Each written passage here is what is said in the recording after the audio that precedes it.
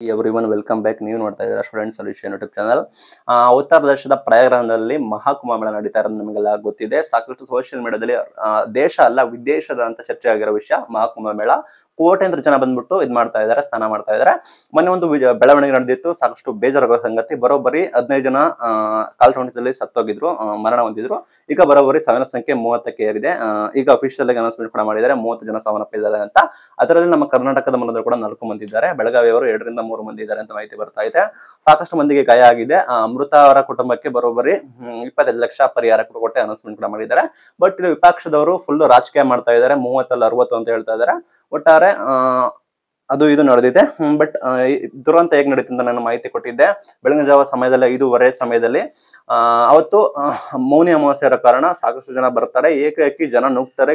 ಸಾಕಷ್ಟು ಜನ ಅಲ್ಲಿ ಏನಾಗುತ್ತೆ ಅಂದ್ರೆ ಭೀಕರ ಕಾಲ್ತುಳಿತ ಆಗುತ್ತೆ, ಗೋಡೆಗಳೆಲ್ಲ ಪೀಸ್ ಆಗ್ತವೆ. ಅಲ್ಲಿ ಒಬ್ಬರ ಮೇಲೆ ಬಿದ್ದಿ ಬರೋಬ್ಬರಿ 30 ಜನ ಸಾವನ್ನಪ್ಪಿದ್ದಾರೆ. ಸ್ಟಾರ್ಟಿಂಗ್ 15 ಜನ ಸಾವನ್ನಪ್ಪಿದ್ದಾರೆ. 50ಕ್ಕೂ ಹೆಚ್ಚು ಜನಕ್ಕೆ ಗಾಯ ಆಗಿದೆ ಅಂತ ಹೇಳಿದ್ರು. ಈಗ ಎಲ್ಲ ಆದ ನಂತರ ಬರೋಬ್ಬರಿ 50 ಜನ ಸಾವನ್ನಪ್ಪಿದ್ದಾರೆ ಅಂತ ಹೇಳಿ, ಬರೋಬ್ಬರಿ 30 ಜನ ಸಾವನ್ನಪ್ಪಿದ್ದಾರೆ ಅಂತ ಹೇಳಿ ಮಾಹಿತಿ ಬರ್ತಾ ಇದೆ. ಎಲ್ಲಾ ರೀತಿ ಬೆಳವಣಿಗೆಗಳು ಆಗಿದ್ದು ನಾವು ಕೂಡ ಮಾಹಿತಿ ಕೊಟ್ಟಿದ್ದು. ವಿಪಕ್ಷಗಳು ವಿರೋಧ ಕೂಡ ಮಾಡ್ತಾ ಇದ್ರು, ವಿಐಪಿ ಸಂಸ್ಕೃತಿ ಕಾರಣ, ಅದು ಕಾರಣ ಇದು ಕಾರಣ ಅಂತ. ಈಗ ಏನ್ ಮಾಡಿದಾರೆ ಅಂದ್ರೆ ಸರ್ಕಾರದವರು ಎಚ್ಚೆತ್ಕೊಂಡಿದ್ದಾರೆ. ಫುಲ್ ಕಠಿಣ ನಿಯಮ ಕೂಡ ಜಾರಿ ಮಾಡಿದ್ದಾರೆ ಅಂತ ಹೇಳಕ್ ಇಷ್ಟಪಡ್ತೀನಿ. ವಿಐಪಿ ಅವರೇ ಕಾರಣ ಇದಕ್ಕೆ ಅದಕ್ಕೆ ಅಂತ ಹೇಳಿ ವಿಪಕ್ಷದವರು ಟಾರ್ಗೆಟ್ ಕೂಡ ಮಾಡ್ತಾ ಇದ್ದಾರೆ. ಬಟ್ ನೀವು ಗಮನಿಸಿದ್ರೆ ವಿಐಪಿಗಳು ಯಾರು ಬಂದಿಲ್ಲ ಅಂತ ಕಾಣುತ್ತೆ. ಇನ್ ಕೇಸ್ ಬಂದಿದ್ರು ಕೂಡ ವಿಐಪಿ ಅವರು ಬೆಳಗಿನ ಜಾವ ಬಂದಿದ್ರು ಕೂಡ ಇತ್ತೀಚೆಗೆ ಫೋಟೋ ವಿಡಿಯೋ ವೈರಲ್ ಆಗ್ಬೇಕಿತ್ತು. ಯಾರಾದ್ರೂ ಜನ ಆದ್ರೂ ಕೂಡ ಹೋಗಿ ಸೆಲ್ಫಿ ತೆಗೆಯೋದು, ಫೋಟೋ ತೆಗೆಯೋದು ಮಾಡ್ತಾ ಇದ್ರು. ಬಟ್ ಅದೆಲ್ಲೂ ಕಂಡು ಬಂದಿಲ್ಲ. ಈ ಹಿಂದೆ ಮಾಹಿತಿ ಕೊಟ್ಟಿದ್ರು. ಅಂದು ಘಟನೆ ನಡೆದಿರೋ ದಿನ ಬರೋಬ್ಬರಿ 10 ಕೋಟಿಗೂ ಹೆಚ್ಚು ಜನ ಪುಣ್ಯ ಸ್ನಾನ ಮಾಡ್ತಾರೆ ಅಂತ ಘಟನೆಗೆ ಮಾಹಿತಿ ಕೊಟ್ಟಿದ್ರು. ಆ ನಿಟ್ಟಿನಲ್ಲಿ ವಿಐಪಿ ಬಂದಿಲ್ಲ ಅಂತ ಹೇಳಿ ಕಾಣ್ತಾ ಇದೆ. ಈಗ ಏನ್ ಮಾಡಿದ್ದಾರೆ ಅಂದ್ರೆ ವಿಐಪಿ ಪಾಸ್ ನ ರದ್ದು ಮಾಡಿದ್ದಾರೆ. ಬರೋಬ್ಬರಿ ಎಲ್ಲ ವಿಐಪಿ ಪಾಸ್ ನ ರದ್ದು ಮಾಡಿದ್ದಾರೆ. ಇನ್ ಕೇಸ್ ವಿಐಪಿಗಳು ಬರ್ಬೇಕಂದ್ರೆ 7 ಡೇಸ್ ಮುಂಚೆ, 7 ದಿನ ಮುಂಚೆನೆ ಅವರಿಗೆ ಮಾಹಿತಿ ಕೊಟ್ಟು ಹೋಗ್ಬೇಕು. ಆ ರೀತಿ ಒಂದು ಡಿಸಿಷನ್ ತೆಗೆದುಕೊಂಡಿದ್ದಾರೆ. ಅದೇ ರೀತಿ ಸಂಪೂರ್ಣ ವಾಹನಗಳ ನಿಷೇಧ ಕೂಡ ಮಾಡಿ ಆದೇಶವಾಗಿದ್ದಾರೆ. ಅಲ್ಲಿ ಅದು ವೆಹಿಕಲ್ ಬರೋಂಗಿಲ್ಲ. ನೀವು ಇನ್ ಕೇಸ್ ವೆಹಿಕಲ್ ಕೂಡ ಹೋದ್ರೆ ಹಿಂದೆ 10 ರಿಂದ 15 ಕಿಲೋಮೀಟರ್ ಹಿಂದೆ ನಿಲ್ಲಿಸಿ ನೀವು ನಡೆದುಕೊಂಡು ಬರೋ ಪರಿಸ್ಥಿತಿ ಬಂದಿದೆ. ನಂತರ ವಾಪಸ್ ಹೋಗೋವರೆಗೆ ಹೆಚ್ಚುವರಿ ಬಸ್ ಕೊಟ್ಟಿದ್ದಾರೆ. ಯಾಕಂದ್ರೆ ಕೋಟ್ಯಾಂತರ ಜನ ಬರ್ತಾರೆ ಹೋಗ್ತಾರೆ, ವಾಪಸ್ ಹೋಗಕ್ಕೆ ಸಮಸ್ಯೆ ಆಗಬಾರ್ದು ಅಂತ ಹೇಳಿ ಹೆಚ್ಚುವರಿ ಬಸ್ ಕೂಡ ಮಾಡಿದ್ದಾರೆ. ಅದೇ ರೀತಿ ಏಕಮುಖ ಸಂಚಾರ ಒನ್ ವೇ ಕೂಡ ಮಾಡಿದ್ದಾರೆ. ಟ್ರಾಫಿಕ್ ಇಶ್ಯೂಸ್ ಆಗಬಾರ್ದು ಅಂತ ಹೇಳಿ ಒನ್ ವೇ ಕೂಡ ಮಾಡಿದ್ದಾರೆ. ಇನ್ನ ಪ್ರಯಾಗರಾಜ್ನ ಗಡಿಯಲ್ಲಿ ಕೂಡ ತಡಿತಾ ಇದ್ದಾರೆ ವೆಹಿಕಲ್ಗಳನ್ನ. ಜಾಸ್ತಿ ವೆಹಿಕಲ್ಗಳನ್ನ ಬಿಡ್ತಾ ಇಲ್ಲ. ಯಾವ ನಿಟ್ಟಿನಲ್ಲಿ ಅಂದ್ರೆ ಇಲ್ಲಿ ಟ್ರಾಫಿಕ್ ಜಾಮ್ ಆಗಿದೆ.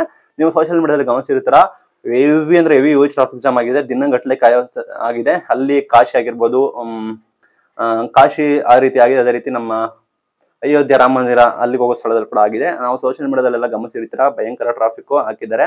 ಈಗ ಹೆಚ್ಚು ಪೊಲೀಸರು ಕೂಡ ನಿಯೋಜನೆ ಮಾಡಿದ್ದಾರೆ, IAS ಆಫೀಸರ್ ಕೂಡ ನಿಯೋಜನೆ ಮಾಡಿದ್ದಾರೆ. ಬಟ್ ಜನಸಂಖ್ಯೆ ಇನ್ನೂ ಕೂಡ ಕುಗ್ಗಿಲ್ಲ ಅಂತ ಕಷ್ಟಪಡ್ತೀನಿ. ಅಷ್ಟೇ ಜನಸಂಖ್ಯೆ ಇನ್ನೂ ಕೂಡ ಆಗ್ತಾ ಇದೆ. ಆ ರೀತಿ ದುರ್ಘಟನೆ ನಡೆದ್ರು ಕೂಡ ನಮ್ಮ ಜನ ಇನ್ನೂ ಕೂಡ ಬರ್ತಾ ಇದ್ದಾರೆ, ಇನ್ನೂ ಕೂಡ ಜನ ಇದ್ ಮಾಡ್ತಾ ಇದಾರೆ ಅಂತ ಹೇಳಿದೆ. ಗುರುವಾರ 2 ಕೋಟಿಗೂ ಹೆಚ್ಚು ಜನ ಪುಣ್ಯ ಸ್ನಾನ ಮಾಡಿದ್ದಾರೆ ಅಂತ ಮಾಹಿತಿ ಬಂದಿದೆ.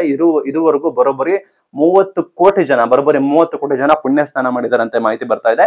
6 ಇಂಚ್ ಚಳಿ ಇದೆ, 8 ಡಿಗ್ರಿ ಸೆಲ್ಸಿಯಸ್ ಇದೆ ಅಂತ ನೋಡ್ತಾ ಇದ್ದೆ. ಅಷ್ಟು ಚಳಿ ಇದ್ರು ಕೂಡ ಜನ ಬರ್ತಾರೆ, ಭಾಗವಹಿಸ್ತಾರೆ ಅಂತ ಹೇಳಿ ಹಿಂದೂ ಧರ್ಮದವರೇ ಧನ್ಯರು ಅಂತ ಇಷ್ಟಪಡ್ತೀನಿ. ನಂತರ ಈಗ 2 ಪುಣ್ಯ ಸ್ನಾನ ಮುಗಿದಿದೆ. ಪುಣ್ಯ ಸ್ನಾನ ದಿನ ಮಾಡ್ತಾ ಇದಾರೆ. ಬಟ್ 2 ಒಂದು ಮೇನ್ ಥಿಂಗ್ ಅಂದ್ರೆ ಒಂದು ಕಾಲ ಅಂತ ಇರುತ್ತೆ, ಒಂದು ಸ್ಪೆಷಲ್ ಡೇ ಅಂತ ಇರುತ್ತೆ. ಅದು 2 ಮುಗ್ದಿದೆ. ಇನ್ನ ಬರೋಬ್ಬರಿ 3 ಸ್ಪೆಷಲ್ ಡೇ ಇದೆ. ಒಂದ್ಬಿಟ್ಟು ಫೆಬ್ರವರಿ 3 ಇದೆ, ಫೆಬ್ರವರಿ 12 ಇದೆ, ಫೆಬ್ರವರಿ 26 3 ಸ್ಪೆಷಲ್ ಡೇ ಇದೆ. ಆಗ್ಲೂ ಕೂಡ ಜನ ಹೆಚ್ಚು ಬರೋ ಸಾಧ್ಯತೆ ಇದೆ. ಬಸಂತ ಪಂಚಮಿ, ಮಾಘ ಪೂರ್ಣಿಮೆ, ಅದೇ ರೀತಿ ಮಹಾಶಿವರಾತ್ರಿ ಇದೆ. ಆ ಫೆಬ್ರವರಿ 3, ಫೆಬ್ರವರಿ 12, ಫೆಬ್ರವರಿ 26 ಕೂಡ ಬರ್ತಾರೆ. ಆಗ್ಲೂ ಕೂಡ ಹೆಚ್ಚು ಜನ ಬರ್ತಾರೆ. ಈಗ ಏನು ದುರ್ಘಟನೆ ನಡೆದಿತ್ತು ಅದು ನಡೆಯಬಾರದು ಅನ್ನೋದ್ರಲ್ಲಿ ಸಾಕಷ್ಟು ತಯಾರಿ ಕೂಡ ಮಾಡ್ಕೊಳ್ತಾ ಇದ್ದಾರೆ. ಹೆಚ್ಚು ಜನ ಬರೋ ಕಾರಣ ಏನೆಲ್ಲ ಸೂಕ್ತ ತಯಾರಿ ಮಾಡ್ಕೋಬೇಕು ಅದನ್ನು ಕೂಡ ಮಾಡ್ಕೊಳ್ತಾ ಇದ್ದಾರೆ. ಇಷ್ಟೆಲ್ಲ ಮಾಹಿತಿಗಳು ನೋಡಿದ್ದಾರೆ. ಈ ರೀತಿ ಡಿಸಿಷನ್ ತೆಗೆದುಕೊಂಡಿದ್ದಾರೆ. ರಾಜಕೀಯದಲ್ಲಿ ಚರ್ಚೆಗಳು ಈಡಾಗ್ತಾ ಇದ್ದಾರೆ. ಬಟ್ ಇನ್ನೊಂದು ಸುದ್ದಿ ವೈರಲ್ ಆಗ್ತಾ ಇರೋದು ಮಲ್ಲಿಕಾರ್ಜುನ್ ಖರ್ಗೆ ಅವರು, AICC ಅಧ್ಯಕ್ಷರು, ನಮ್ಮ ಕರ್ನಾಟಕದವರು ಆದ ಮಲ್ಲಿಕಾರ್ಜುನ್ ಖರ್ಗೆ ಅವರು ಮೊನ್ನೆ ಒಂದು ಹೇಳಿಕೆಯನ್ನು ಕೊಡ್ತಾ ಇರೋದು ಸಾಕಷ್ಟು ಪರ ವಿರೋಧ ಚರ್ಚೆ ಆಗ್ತಾ ಇದೆ. ಗಂಗೆಯಲ್ಲಿ ಸ್ನಾನ ಮಾಡಿದ ಕರ್ಮ ಹೋಗೋದಿಲ್ಲ ಹಂಗೆ ಅಂತ ಹೇಳಿದ್ರು. ಇದಕ್ಕೆ ವ್ಯಾಪಕ ವಿರೋಧ ಕೂಡ ಮಾಡ್ತಾ ಇದ್ರು. ಚರ್ಚೆಗೀಡಾಯ್ತು ವಿಷಯ. ಬಟ್ ಕೆಲ ಕೇಳ್ತಾ ಇದ್ದಾರೆ ವಿಪಕ್ಷದವರು ಎಲ್ಲರೂ ಕೂಡ, ಇದೇ ರೀತಿ ಬೇರೆ ಧರ್ಮದವರಿಗೆ ನಿಮಗೆ ಕೇಳಕ್ ಆಗುತ್ತಾ ಅಂತ. ಹೌದು, ಕೇಳೋಕ್ಕೂ ಆಗೋದಿಲ್ಲ, ಅದು ರಿಯಾಲಿಟಿ. ಕೇಳಿದ್ರು ಕೂಡ ಖರ್ಗೆ ಅವರು ಆ ಜಾಗದಲ್ಲಿ ಇರೋದಿಲ್ಲ, ಅದು ಸತ್ಯ. ಕೆಲವೊಬ್ರು ನಂಗೆ ಅನ್ಸುತ್ತೆ, ಕೆಲವೊಬ್ರು ಈ ರೀತಿ ಜೋಕ್ನ ಮಾಡ್ಕೊಬಿಡ್ತಾರೆ. ಅವ್ರಿಗೊಂದು ಪದ್ಧತಿ ಆಗ್ಬಿಟ್ಟೈತೆ, ಧರ್ಮನ ಮಾಡೋದು, ಧರ್ಮದ ಬಗ್ಗೆ ಹಂಗೆ ಅನ್ನೋದು ಅವ್ರಿಗೊಂದು ಇದಾಗ್ಬಿಟ್ಟೈತೆ. ಏನಂದ್ರೆ ಮಾಡಕ್ಕೇನು ಕೆಲಸ ಇಲ್ಲ, ಅದೇ ತರ ಮಾಡ್ಬೇಕು ಅಂತ ಸುದ್ದಿ ಆಗ್ಬಿಟ್ಟಿದ್ದಾರೆ. ಅದರಿಂದ ಅವ್ರೇನಾದ್ರು ಅವರ ಪಕ್ಷದವ್ರನ್ನ ಓಲೈಕೆ ಮಾಡ್ಕೊಳಕೋ ಅಥವಾ ಅನ್ಯ ಧರ್ಮದವ್ರ ಓಟ್ನ ಪಡ್ಕೊಳ್ಳೋಕೋಸ್ಕರ ಈ ರೀತಿ ಮಾಡ್ತಾ ಇದ್ದಾರೆ. ಹಿಂದೂ ಧರ್ಮದ ಬಗ್ಗೆ ಇದೇ ರೀತಿ ವಿಪಕ್ಷದವರಾಗಿರ್ಬೋದು, ಬೇರೆ ಬೇರೆ ಎಲ್ಲ ಕೂಡ ಇದೇ ರೀತಿ ಮಾತಾಡ್ತಿದ್ರು. ಗಮನಿಸಿರ್ತಾರ, ಸಾಮಾನ್ಯ ಜನರು ಕೂಡ ನೋಡ್ತಾ ಇರ್ತಾರೆ. ಇವ್ರಿಗೆ ಇದೇ ಒಂಥರ ಇದಾಗ್ಬಿಟ್ಟೈತೆ, ಒಂದು ಓಲೈಕೆ ಮಾಡೋದ್ ಕಾರಣ ಆಗಿರುತ್ತೆ. ನೋಡೋಣ ಎಷ್ಟು ದಿನ ಮಾಡ್ಕೊಂಡು ಏನ್ ಮಾಡ್ತಾರೆ ನೋಡೋಣ. ಇಷ್ಟೆಲ್ಲ ಆಯ್ತು. ವ್ಯಾಪಕ ವಿರೋಧ ಕೂಡ ಮಾಡ್ತಾ ಇದ್ರು. ತಾಕತ್ತಿದ್ರೆ ಬೇರೆ ಧರ್ಮದವರ ಬಗ್ಗೆ ಮಾತಾಡ್ಲಿ ಅಂತ ಹೇಳಿ ಬಿಜೆಪಿ ಅವರೆಲ್ಲ ಕೂಡ ಮಾತಾಡಿದ್ರು, ಚರ್ಚೆಗಳಾಯ್ತು ವಿಷಯ. ಬಟ್ ಈಗ ಏನ್ ಕಾಮಿಡಿ ಅಂದ್ರೆ, ಖರ್ಗೆ ಅವ್ರದ್ದು ಹಳೆ ವಿಡಿಯೋ ವೈರಲ್ ಆಗಿದೆ. ಅವರು ಗಂಗೆ ಪೂಜೆ ಮಾಡೋ ವಿಡಿಯೋ ವೈರಲ್ ಆಗಿದೆ, ಫೋಟೋ ವೈರಲ್ ಆಗಿದೆ. ಜನ ಕೇಳ್ತಾ ಇದಾರೆ ನೀವು ಮಾಡಿದ್ದೇನು ಏನು ಅಂತ. ಅದನ್ನ ನೋಡಿದ್ರೆ ಕಾಂಗ್ರೆಸ್ ಅವರು ಐ ಥಿಂಕ್ ಖರ್ಗೆ ಅವ್ರನ್ನ ಕಿತ್ತಾಕ್ಬೇಕು. ಅವರು ಇರೋದು ವಿರೋಧ ಮಾಡ್ತಾ ಇದ್ರು, ಅದೆಲ್ಲ ಒಳ್ಳೇದಲ್ಲ ಅಂತ ಹೇಳದ್ಮೇಲೆ ಇವರು ಮಾಡೋರು ತಪ್ಪಲ್ವಾ? ನೀವು ಅಭಿಪ್ರಾಯ ತಿಳಿಸಿ. ಅದಕ್ಕೆ ಹೇಳೋದು, ಧರ್ಮ ಪದ್ಧತಿಗಳೆಲ್ಲ ಸಾವಿರಾರು ವರ್ಷಗಳಿಂದ ಮಾಡ್ತಾರೆ. ನಮ್ಮ ಧರ್ಮದಾಗ್ಲಿ ಬೇರೆ ಧರ್ಮದಾಗ್ಲಿ ಪದ್ಧತಿಗಳಿರ್ತವೆ. ಅದು ಜನರ ನಂಬಿಕೆ, ಅವರವರ ಇಷ್ಟ. ಅದನ್ನ ನೀವು ವಿರೋಧ ಮಾಡೋದು ಅದು ಒಳ್ಳೇದಾಗಲ್ಲ ಅನ್ನೋದು ಅಂತ ದೊಡ್ಡ ಸ್ಥಾನದಲ್ಲಿರೋದು ತಪ್ಪು. ಕೇವಲ ಓಟ್ಗೋಸ್ಕರ ಆಗಿರ್ಬೋದು, ಅದಕ್ಕೆ ಬೇರೆಯವ್ರನ್ನ ಓಲೈಕೆ ಮಾಡೋಕ್ಕೋಸ್ಕರ ಈ ರೀತಿ ಮಾಡೋದು ಎಷ್ಟು ಸರಿ ಅಂತ ಇಷ್ಟಪಡ್ತೀನಿ. ಖರ್ಗೆ ಅವರು ಮಾಡಿರೋದು ನಿಮ್ ಪ್ರಕಾರ ಏನು ಸರಿನಾ ಅಂತ ಇಷ್ಟಪಡ್ತೀನಿ. ಸರಿನಾ ತಪ್ಪ ಕಮೆಂಟ್ ಮೂಲಕ ತಿಳಿಸಿ.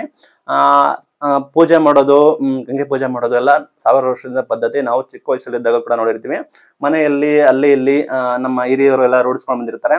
ನಮಗೂ ಕೂಡ ಅದ್ರಲ್ಲಿ ನೋಡಿ ನಾವು ಕೂಡ ತಿಳ್ಕೊಂಡಿರ್ತೀವಿ, ಈ ರೀತಿ ಪದ್ಧತಿ ಇದೆಯಾ ಅಂತ. ಅದೇ ರೀತಿ ಅವರು ಕೂಡ ಖರ್ಗೆ ಅವರು ಕೂಡ ಮಾಡಿರ್ತಾರೆ. ಬಟ್ ಅವರ ಮನಸ್ಥಿತಿ, ಅವರ ರಾಜಕಾರಣ, ಅವರ ಲೆಫ್ಟಿಸ್ಟ್ ಐಡಿಯಾಗಳು, ಅವರ ನೀತಿಗಳು, ಅವರ ಓಟ್ಗೋಸ್ಕರ, ಓಲೈಕೆಗೋಸ್ಕರ ಈ ರೀತಿ ಹೇಳಿಕೆನ ಕೊಡ್ತಾ ಇದ್ದಾರೆ. ಅದನ್ನ ಯಾರು ಸೀರಿಯಸ್ ಆಗಿ ತಗೋದಿಲ್ಲ. ಜನ ಅದಕ್ಕೆ ತಕ್ಕ ಉತ್ತರ ಕೊಡ್ತಾ ಇದ್ದಾರೆ, ಕಷ್ಟಪಡ್ತೀನಿ. ಆ ರೀತಿ ಬರೀ ಒಂದೇ ಧರ್ಮದಲ್ಲಿ ಬೈಯೋದು ಏನಕ್ಕೆ ಸತ್ಯ? ಎಲ್ಲಾ ಧರ್ಮದವರಿಗೆ ಎಲ್ಲರೂ ಕೂಡ ಬೈದ್ರೆ ಓಕೆ. ಒಂದೇ ಧರ್ಮದಲ್ಲಿ, ನಮ್ಮ ಹಿಂದೂ ಧರ್ಮದಲ್ಲಿ ಮಾತ್ರ ಈ ರೀತಿ ಬೈಯೋದು ಎಷ್ಟು ಸರಿನಾ ತಪ್ಪ? ಇದರ ಬಗ್ಗೆ ನಿಮ್ಮ ಅಭಿಪ್ರಾಯ ತಿಳಿಸಿ. ಖರ್ಗೆ ಅವರು ಮಾತಾಡಿದ ತಪ್ಪ ಅಂತ. ಇದನ್ನ ಕಾಂಗ್ರೆಸ್ ಅವರು ನಿಮ್ಗೆ ಗೊತ್ತಿರೋ ಹಾಗೆ ಅವರೇ ಸಮರ್ಥನೆ ಕೂಡ ಮಾಡ್ಕೊಳ್ತಾರೆ. ಅವರು ಸಮರ್ಥನೆ ಮಾಡ್ಕೊಳ್ಳೋದಲ್ಲ, ಇನ್ ಯಾರು ಸಮರ್ಥನೆ ಮಾಡ್ಕೊಳಕ್ಕೆ ಸಾಧ್ಯ? ನೀವೇ ಗಮನಿಸಿದ್ರ. ಒಟ್ಟಾರೆ ಇಷ್ಟೆಲ್ಲ ಬೆಳವಣಿಗೆ ನಡೆಯುತ್ತೆ. ಒಟ್ಟಾರೆ ಖರ್ಗೆ ಅವರು ಹೇಳಿದ ಮಾತುಕು, ಅವರು ಈ ಹಿಂದೆ ಪೂಜೆ ಮಾಡಿದ್ದು ಕೂಡ ಎಲ್ಲ ನೋಡ್ಕೊಂಡು ನೆಗಾಡ್ತಾ ಇದ್ದಾರೆ. ಅಯ್ಯೋ ಈ ರೀತಿ ಮಾಡ್ತಾ ಇದ್ದಾರೆ ಅಂತ ಹೇಳಿ ವೈರಲ್ ಕೂಡ ಮಾಡಿದ್ದಾರೆ. ಇದು